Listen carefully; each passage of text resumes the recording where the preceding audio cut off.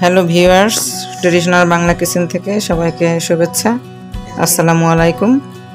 আজকে আমরা চিংড়ি মাছ দিয়ে কচুরলতি রান্না করা দেখাবো। আশা করি সবার ভালো লাগবে। আমরা প্রথমেই কচুরলতি বেছে নিচ্ছি সুন্দর করে।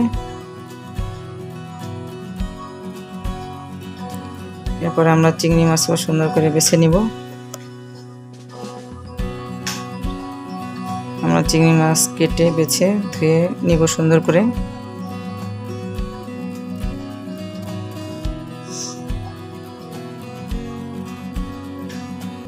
আমরা কচুরলতিতে একটু লবণ মেখে নিব। এরপরে কচুরলতির যে মশলা, পেঁয়াজ কুচি, রসুন কুচি এবং কাঁচামরিচ, আমরা 10 থেকে 12টা কাঁচামরিচ ব্যবহার করেছি। আপনারা চাইলে কম বেশি করতে পারেন। এবং এই 3টি মশলা একসাথে দিয়ে আমরা ব্লেন্ড করে নিব এবং চমৎকার একটি পেস্ট তৈরি হবে, যা রেসিপির স্বাদ বাড়িয়ে তুলবে অনেক গুণে। আমরা পেস্ট করে নিচ্ছি।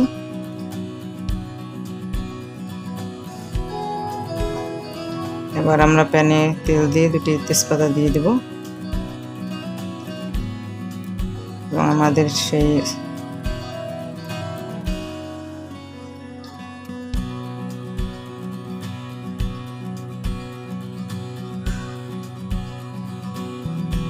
এ পর্যায়ে আমাদের আগে থেকে পেস্ট করে রাখা মশলা আমরা দিয়ে দেব প্যানে। মশলা দিয়ে আমরা ভালো করে কষিয়ে নিব। আমরা 1 চা চামচ জিরার গুঁড়া ব্যবহার করব, 1/2 চা চামচ মরিচের গুঁড়ো, যেহেতু আমরা কাঁচামরিচ ব্যবহার করেছি, এবং 1/2 চা চামচ হলুদের গুঁড়ো ব্যবহার করব। এরপরে আবার ভালো করে কষিয়ে নেব।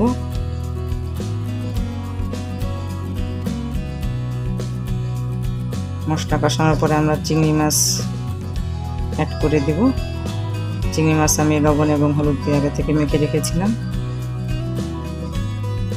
চিংড়ি মাছ মশলার সাথে আমরা ভালো করে কষিয়ে নেব ব্রাউন হওয়া পর্যন্ত। এবার কচুরলতি দিয়ে দিচ্ছি, আগে থেকে ধুয়ে রেখেছিলাম।